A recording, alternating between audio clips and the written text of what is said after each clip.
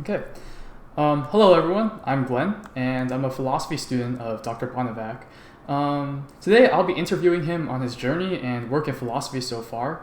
And my goal is that through this, others, but especially non-philosophers, can really learn more about Dr. Bonevac's work in philosophy, and hopefully that'll help them understand what philosophy is really about as a field of study. So, Dr. Bonevac, why don't you go ahead and tell us a little bit about yourself? Okay, I'm a philosophy professor at the University of Texas at Austin. I've been here for 40 years.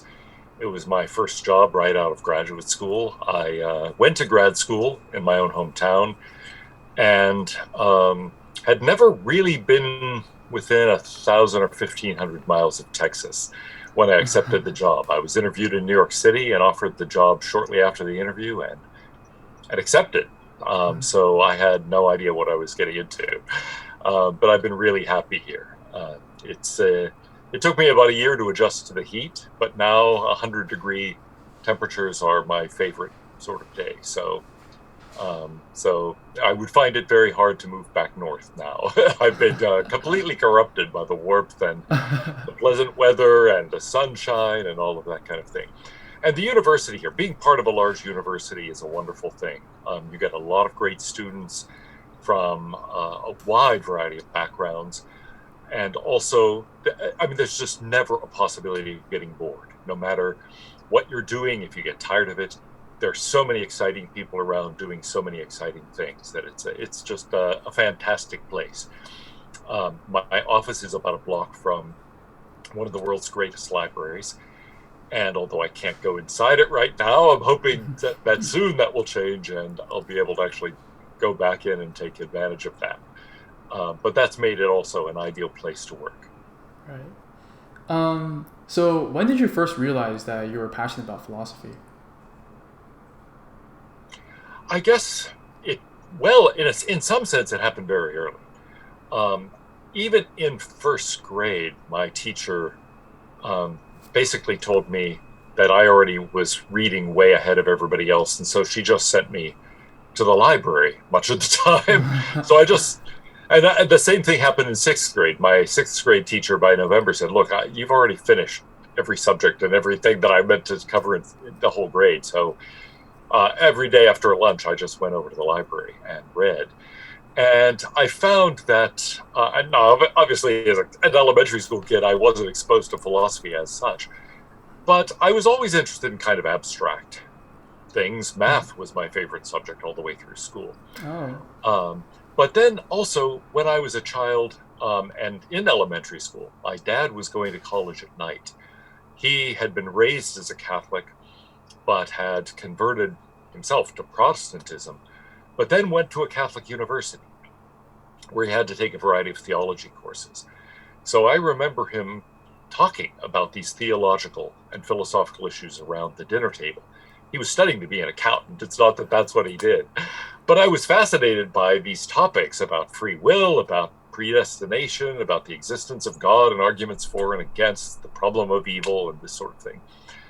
And I think that made me predisposed to want to find out more about philosophy later. So in high school and then in college, I was eager to read things on my own and take courses. And although I went to college thinking, I don't know what I'm going to major in, but it'll probably be mathematics, pretty quickly I found, although I liked math and continue to like math, I found that philosophy gave me problems that were just more interesting to think about.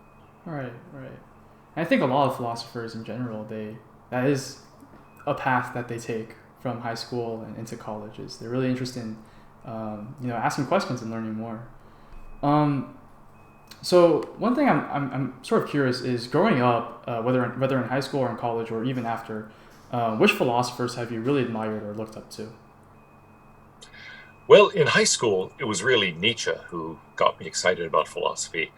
Um, that's a way that a lot of people get into philosophy, I think.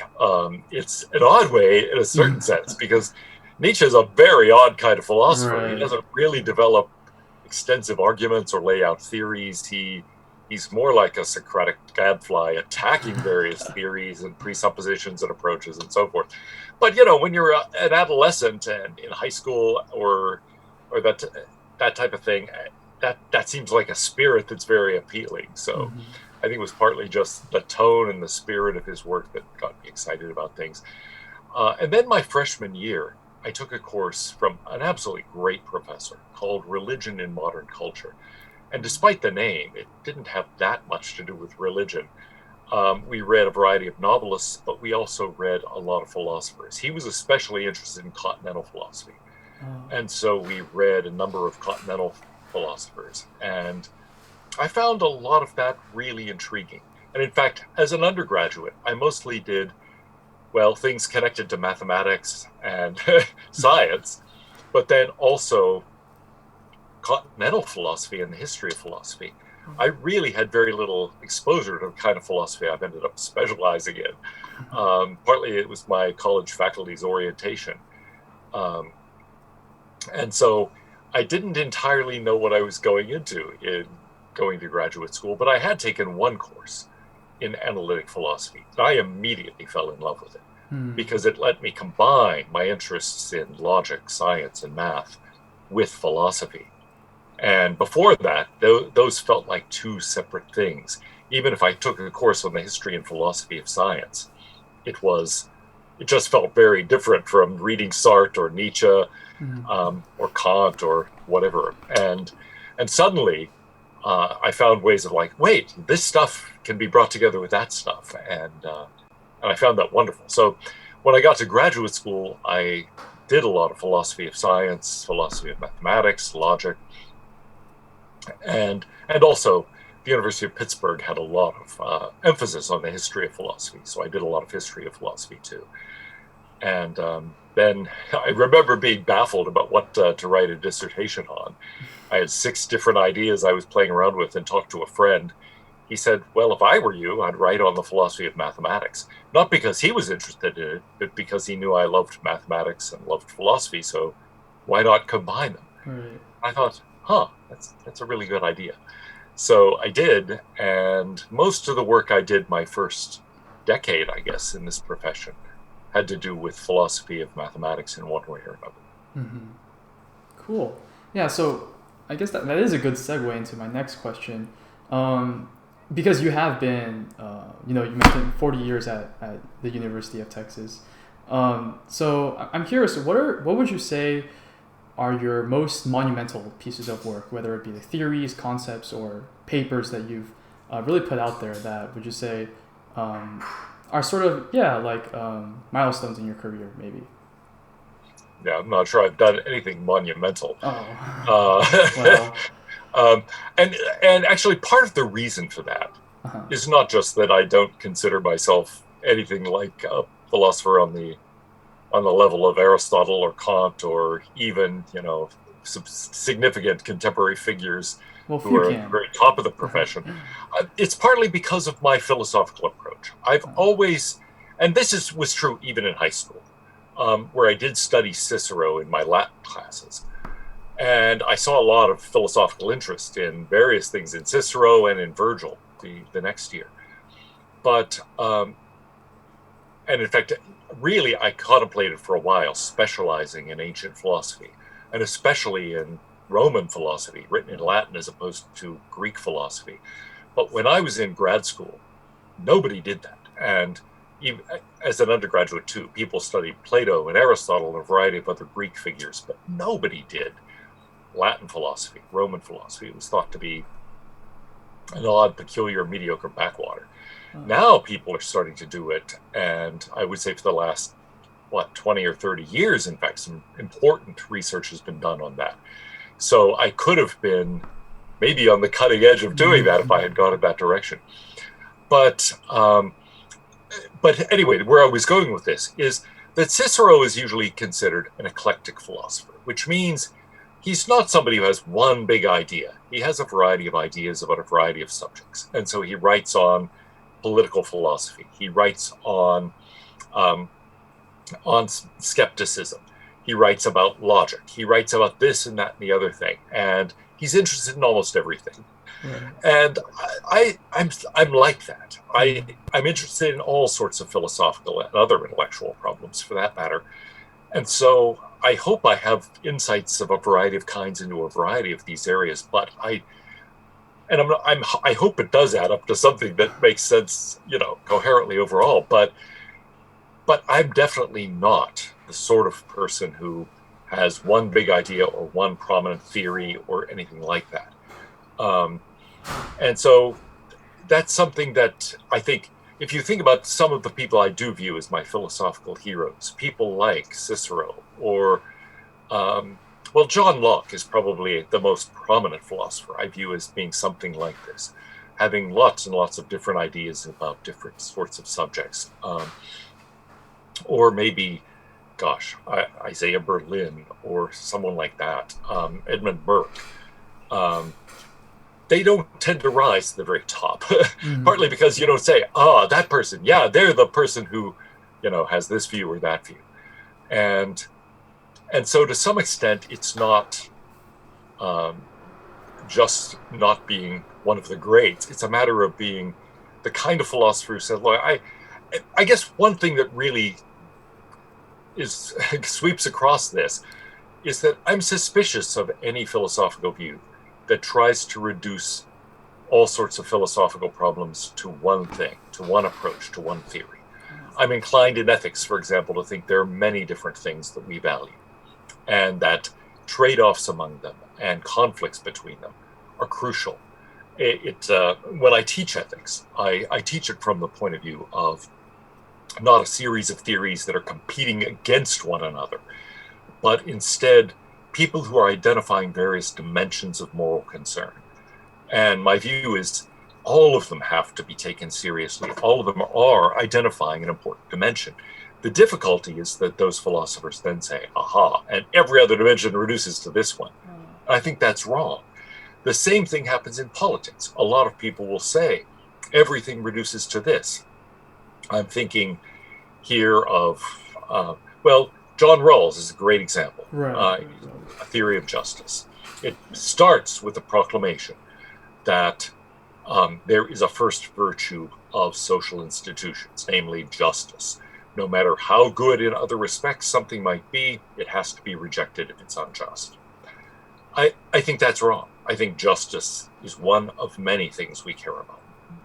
And I think the same thing is true in a lot of other areas. So I'm suspicious of attempts to reduce everything to one thing. When I was a student writing my dissertation, I was trying to show that a nominalist theory of mathematics could succeed. And so I argued in favor of a reduction of mathematics to something that did not commit you to abstract objects. And that was supposed to be step one. Step two was going to be actually carrying out that reduction. And so I spent 5 or 6 years at least trying to work out such a reduction. I published a series of papers in which I was trying to develop an approach to this. But in the background, too, I was working on a way of really taking mathematical truth. And since it's pretty well agreed you can develop mathematics out of set theory, really I was trying to take set theory and show that you could develop it in a way that didn't require anything abstract, in it like a set being separate from its members and that type of thing. And in the end, I concluded that it was impossible. I never really published a paper saying, I think here's the argument that it's impossible. But I began to think it can't be done. In the terms in which I had initially framed it, I think it wasn't obvious that it couldn't be done. But there were two things about the various attempts I made that really began to bother me. And here, maybe it will help if I explain a little about what I was trying to do. Yes, I think yeah. Frege at one point had said, near the end of his life, because his main attempt had been to try to reduce mathematics to logic, but he thought that Bertrand Russell's paradox showed that that was really deeply problematic. And so he began to think, that's not quite right. I can't reduce, as we'd put it today, set theory to logic. Or as he might have thought of it, a full second order or higher order logic to something that was ontologically innocent and didn't involve quantification over properties or abstract objects of some other kind. And so he began to be frustrated by that. And he ended up concluding maybe we could reduce all of mathematics to geometry, and geometry to a theory of space-time. And space-time would not be abstract. It would be something that would be available to us through the senses. So if it turns out all of mathematics is really geometry, then, and geometry really does seem to be about things that are spatial and temporal, then you could say, aha, so maybe math isn't so strange after all. It doesn't have to be about these abstract sets and categories and functions and blah, blah, blah, but instead it can be about space-time. And so it can really be viewed as continuous with physics. It's just a slightly more abstract level to what physics is doing already. And I thought that was an intriguing idea. So that was what was in the back of my head. But there were two problems, really. One is that it wasn't obvious that points of space-time were concrete any more than, points, period, or numbers, or anything else was concrete. Yeah. I can think, oh, my hand, for example, is here, and I can think, yeah, I can talk in spatial terms, and I can make some causal sense of that. But points, and talking about uncountably many points within a certain region, all of a sudden it started like, am I confident that that is something that is really physical and not mathematical? That feels kind of mathematical. So I began to think, maybe this is cheating.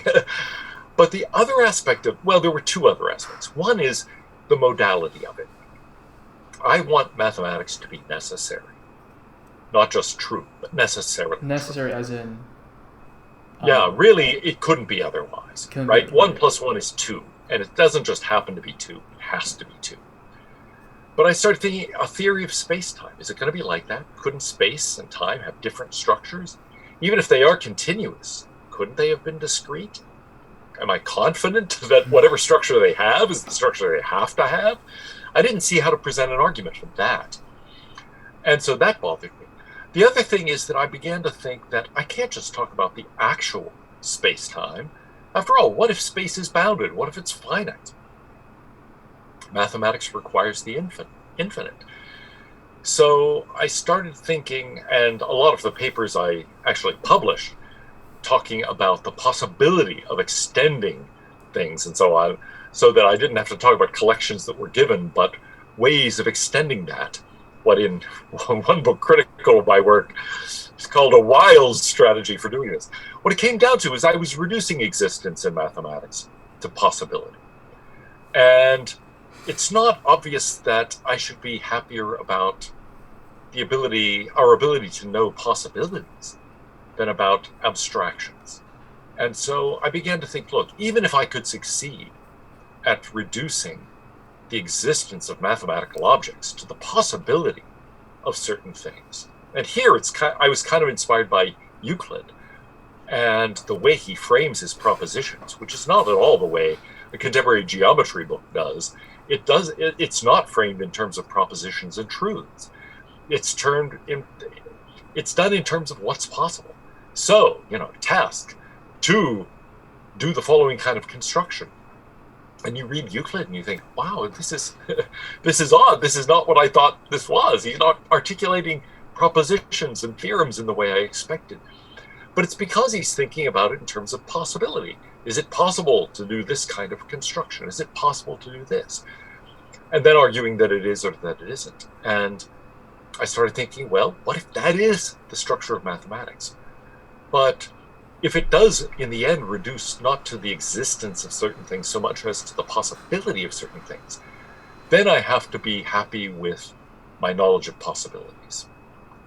And so that is connected to this question of necessity. And I began to think, look, I had started from a very strong empiricist starting point.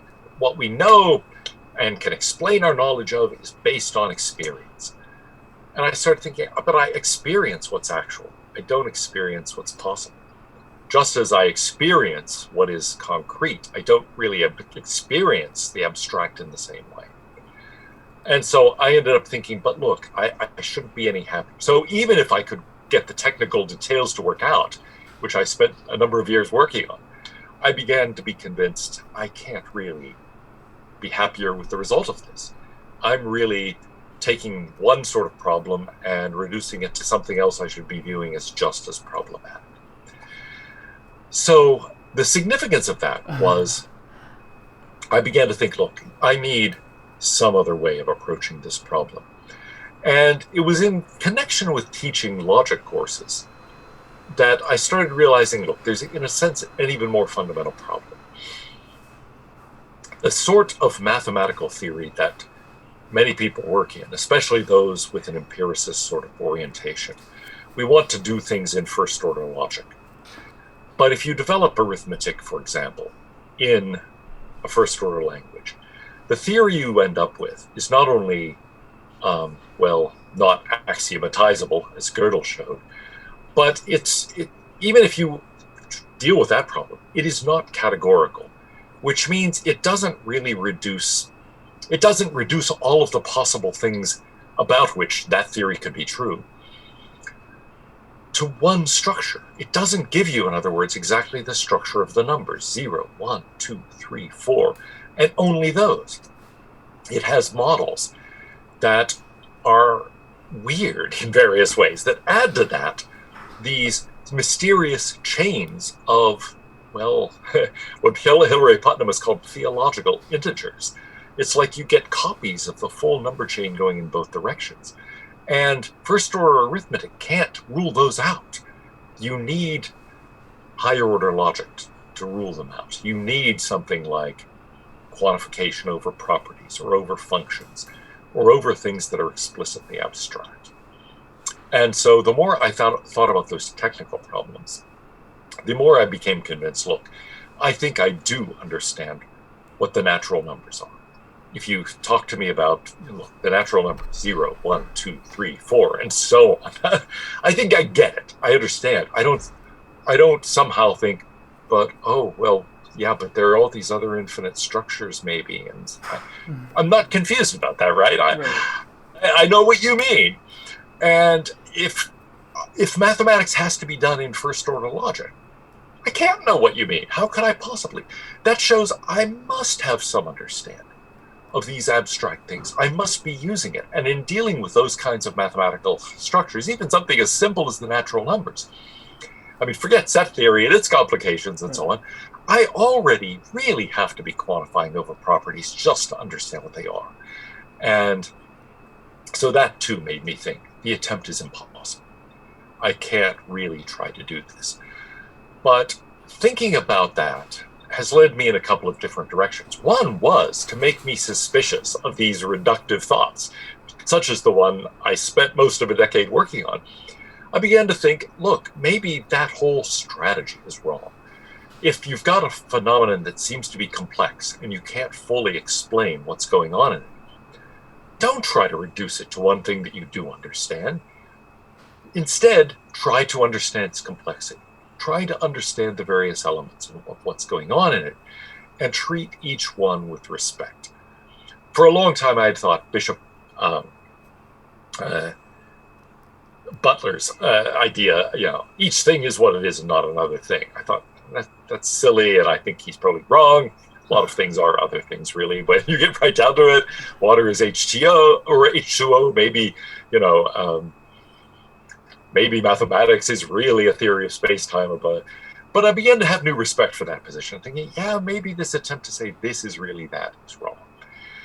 And now it's in a way that thought that underlies a lot of what I think about a lot of topics.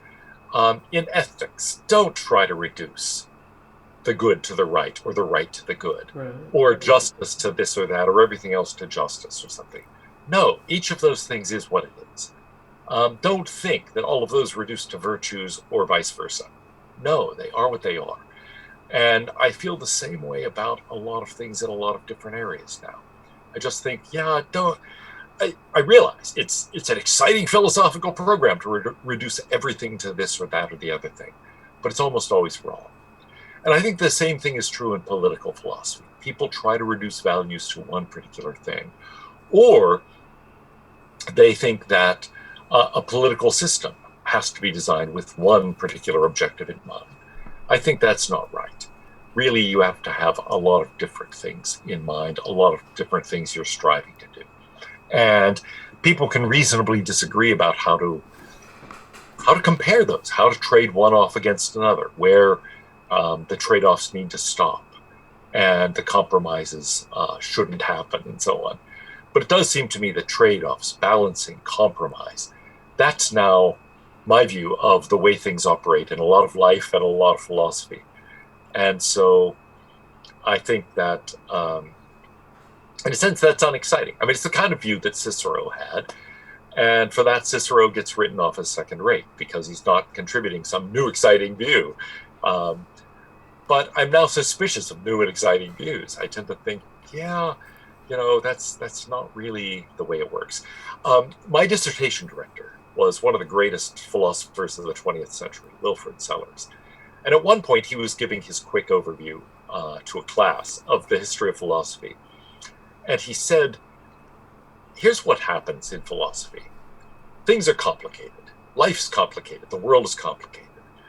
And the better, the longer, you might say, a philosophical tradition persists, the more sophisticated the theories within a certain approach become.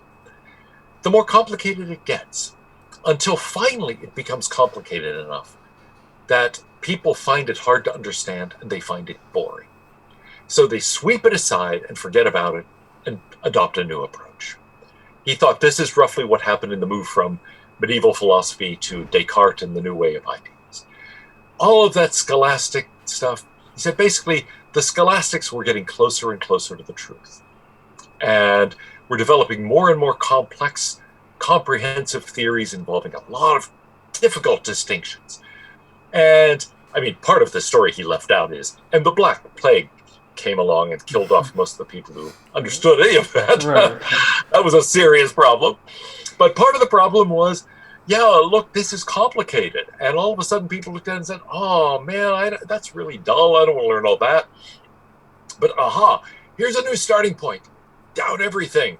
But I think I am. And then try to build back from that. And so, whoa, yes, let's try to do that. And that happens periodically throughout the history of philosophy. Right. But in a way, his point was, look, the more complicated, it's not as if the more complicated it gets, the better it gets. I mean, but the better it gets, the more complicated it gets. That's true. And so I began to take that comment, which was kind of an aside to the class one day, more seriously. I started thinking, yeah, that's actually a very deep point. Life is complicated. And what we view as exciting philosophical ideas are often not really, I think, very close to the truth.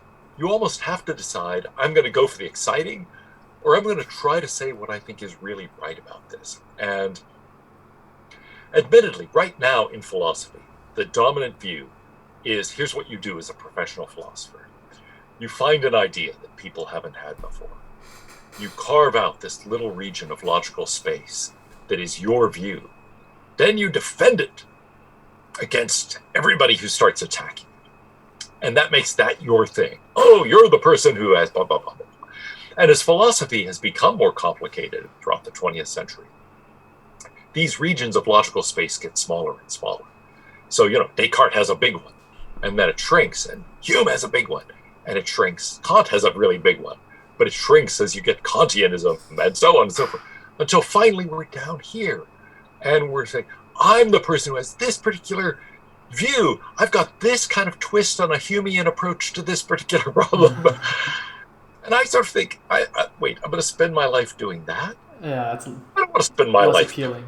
I want to say what's true about a variety of things. So what I've been trying to do for the last 20 or 30 years, really, is find new logical tools that other philosophers, I think, aren't using quite enough, at least with respect to certain kinds of problems, and see those as ways of being able to explain things that other philosophers haven't really explained. I guess the key tool I'm talking about here is a kind of logic developed starting in the late 1970s but especially throughout the 1980s, by primarily computer scientists. They began to study the kind of reasoning we engage in day to day so that they could get artificial reasoning systems and robots and so on, partly to understand what human beings were talking about, but also so that they could use something like real human reasoning. And they found that logic actually didn't help them much. They needed something different. Partly because most of the arguments we use, first of all, proceed in generalities. It's not as if we really tend to base most of what we do on strictly universal and necessary axioms, Right. as mathematics, physics, and so on might suggest. It's not really like that. We operate on the basis of generalities, on the basis of stereotypes. And although sometimes people think that's bad, actually, we tend to do that, right? We walk into a restaurant and we have an idea of what restaurants are. And yeah, not all restaurants are like that, but nevertheless, you form expectations on the basis of a typical restaurant or a typical, somebody says, hey, I've got a bicycle for sale. You have an impression of what a typical bicycle is. And if you show up and it's one that has 6 wheels, you're going to think, well, that's weird. It's not as if it's therefore, well, actually, maybe bicycle, maybe that it isn't a bicycle. But it's sort of like, yeah, a lot of our reasoning goes that way. And also, we draw conclusions that aren't really guaranteed by our premises. We are willing to revise them. We realize, yeah, this is a reasonable thing to believe on the basis of that information, but more information might lead us to reject that. So if that's true, if that is to say what happens in a lot of our reasoning, then we ought to think about applying the theories that computer scientists developed about common sense reasoning to philosophical problems. And so for the past 20 or 30 years, that's really what I've been up to, trying to say a lot of problems look rather different if you think this is the sort of reasoning we engage in. We're not looking for universal and necessary laws on the basis of which we can derive absolutely certain conclusions. No, we're really operating with stereotypes, generalities, statistical generalizations sometimes, and we are trying to come up with conclusions that it's reasonable to believe on the basis of our evidence, right, but whose truth isn't guaranteed by that. So as I see it now, that's a lot of what we're doing. And we are, it's connected in a sense to this point that we're balancing lots of things. And we think, well, this seems like a reasonable balance. But then if a new thing happens or we get new evidence, we start saying, well, maybe that's not a reasonable balance and we have to revise our opinions. So, well, Dr. I've looked at theories of reasons, and have been trying to develop theories of reasons. Almost nobody had been writing about the logic of reasons, even though Aristotle had stressed the importance of doing the right thing for the right reason. Mm-hmm. So I say, well, then what is it to do something for the right reason? What is a reason anyway?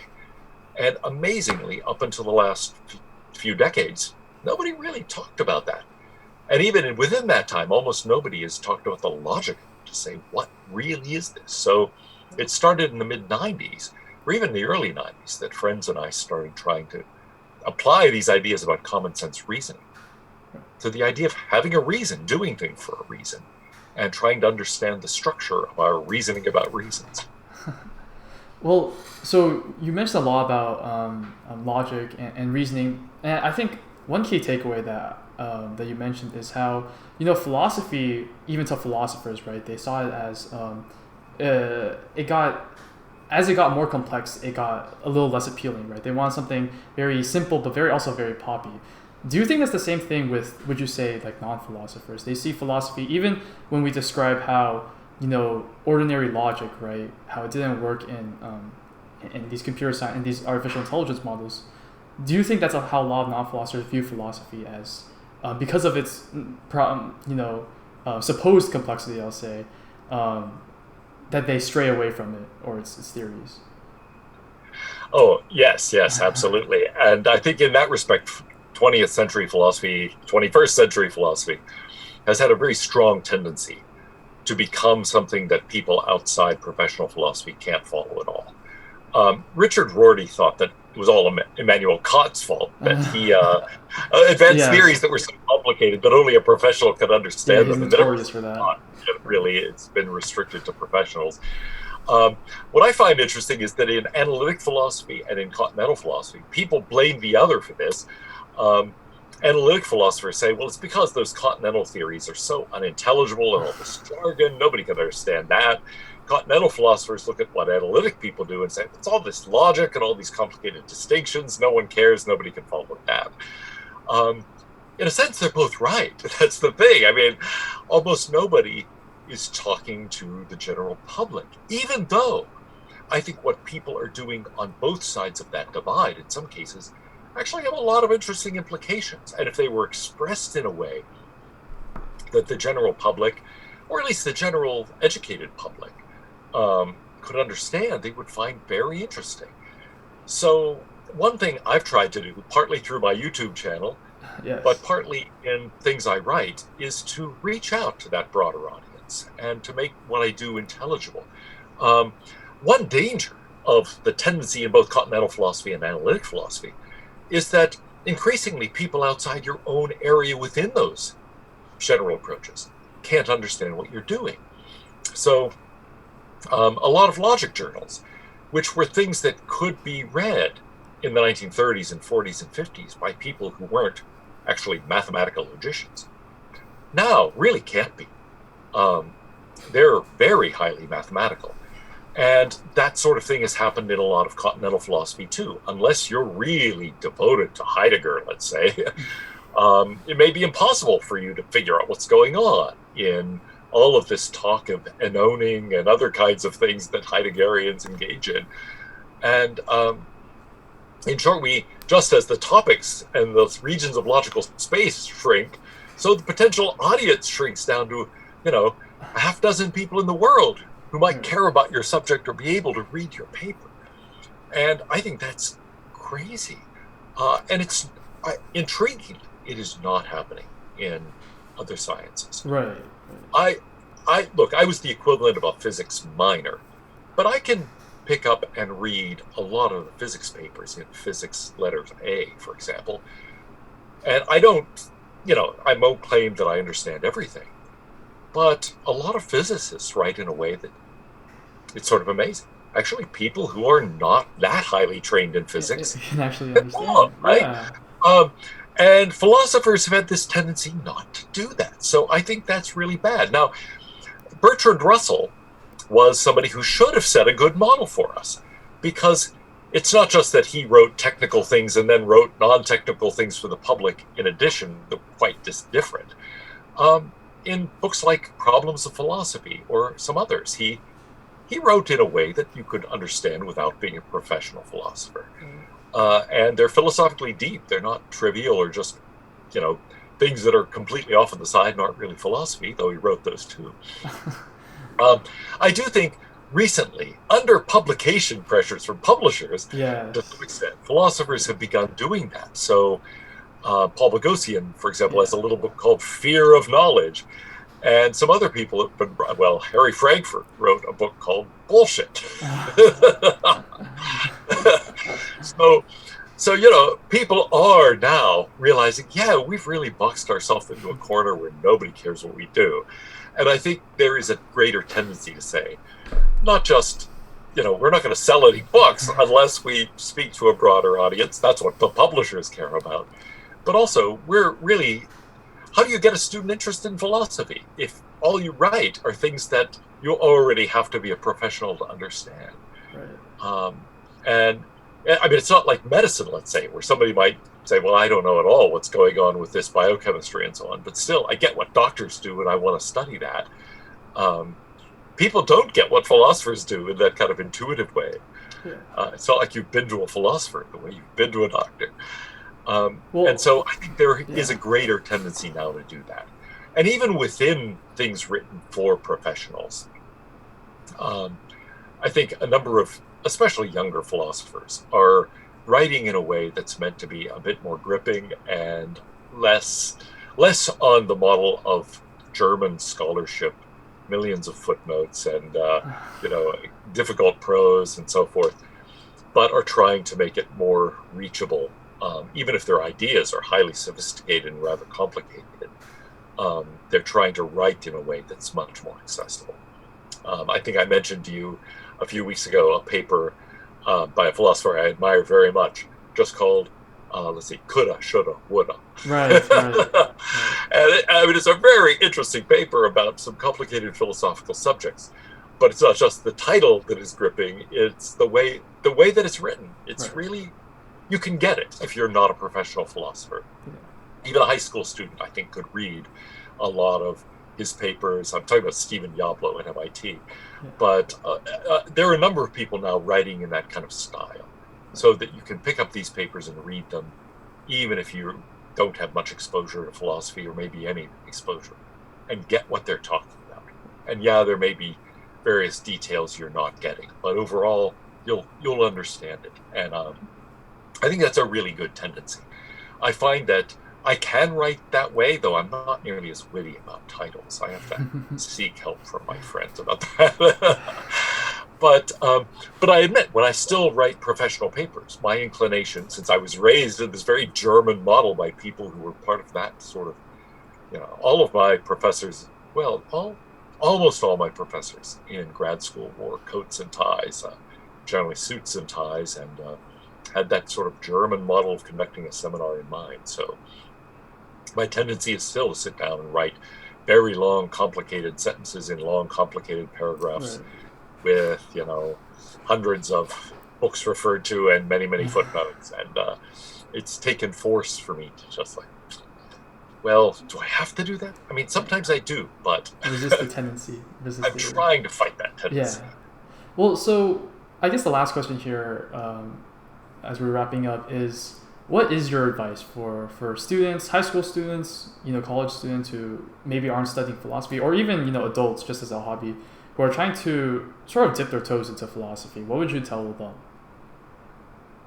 There are a variety of really great philosophical texts from the tradition that I think are good starting points. Um, I think especially for younger people, I think Nietzsche does have a very strong, Yes, that is and I think Beyond Good and Evil, or The Gay Science. That book, by the way, is very hard to translate the title of. Sometimes it's translated as The Joyful the Wisdom. joyful, right? The German is Die fröhliche Wissenschaft. And fröhliche is where it's a cognate of our word frolicking. So actually a better translation might be the cheerful science, the playful science, something like that. So I think those kinds of works, he's still coherent enough there and not angry. Near the end of his life, he gets angry and highly polemical. And in some of the works, it's sort of it's a little hard to follow. But I think those are pretty coherent and have lots of great small aphorisms, as well as some more extended things. So those are good. Some of the dialogues of Plato, I think, are really fascinating. Mm-hmm. The Republic is great. Descartes' Meditations is actually my favorite way of introducing somebody to philosophy. If there were one book I could tell them to read, it would be Descartes. And it's not because I think he's right, but and it's not just because he's one of those people with one big idea that starts modern philosophy, but because I think it's highly accessible and it's something that anybody can pick up and read and feel the power of the ideas. So I think that's really wonderful. Russell's book, The Problems of Philosophy, is a terrific introduction to the whole field as the founder, in a sense, of analytic philosophy sees it. And Russell is, I think, maybe the greatest genius in philosophy of the 20th century. He's somebody who has a deep understanding of these problems, and he's a great writer. So that's a wonderful way to introduce yourself. If you want to get an idea of what's happening in analytic philosophy at the present time, then I think a wonderful thing to read, although you won't get why it's philosophy or why it's important at first, is Saul Kripke's book, Naming and Necessity. These are lectures he gave in 1970 at Princeton, and they changed philosophy and really transformed it for the last 50 years. Wow. And it starts with something you'll think, well, even understand why we're talking about this. You know, names and giving a theory of proper names. Why is that important? But by the end, you realize, wait, he's just shown that mind and body are distinct. He's just, you know, he's just blown my mind on all these various topics, starting with this simple point about names. And so I think that's something. And even though there's a lot of technical depth because he's a first-rate logician in the background, that what he's saying there, I think, is easily intelligible for somebody without any of that background. So Right. that's actually a great example of how to do extraordinarily powerful first-rate philosophy in a way that doesn't require all of these technicalities. That one too is very interesting because it does totally change contemporary philosophy. It makes metaphysics respectable again, makes talk of essences, of necessity and possibility respectable again. It allows people to frame, well, and I think it does a lot more than that too. I think there is something in the background going on there that is really important. Kripke's later book, Wittgenstein on Rules in Private Language, I feel the same way about. Incredibly deep, but completely accessible. You can pick it up and start reading it, and there's a skeptical puzzle at the beginning that's highly original. And you can feel the power of it without any background. If you know something about the history of skepticism, you're the more impressed because you realize this is really going very, very deep. But if you don't, you can still completely understand what's happening, and I think you can understand what goes on later. So Yeah. that too, if you want to get a sense of what's happening, at least within the broadly analytic tradition over the past 50 years or something, is a great place to start. In continental philosophy, I think it's harder because continental philosophy, ever since Nietzsche, has become more and more technical. And it's hard to find things that are easy to read. I think Heidegger's book, Being and Time, is a great, great book, but it's not easy. It's not like I'd say, oh, yeah, to the average high school student, pick up Being and Time and start reading it. Some people might be able to, but I think a lot of people are going to go, a lot of professional philosophers find it unintelligible. And Hegel really starts that whole tradition of, you know, making it very hard to understand this stuff. So I think it's harder on that side. But my favorite writer in continental philosophy that strikes me as a really good beginning point is Albert Camus. So The Myth of Sisyphus is a wonderful place to start. It lays out philosophical problems and a certain approach to philosophy, existentialism, in a really powerful, gripping way. It doesn't use a lot of jargon. It doesn't presuppose any philosophical knowledge. And in fact, it kind of just beats you over the head with a problem you might not have thought very seriously about before.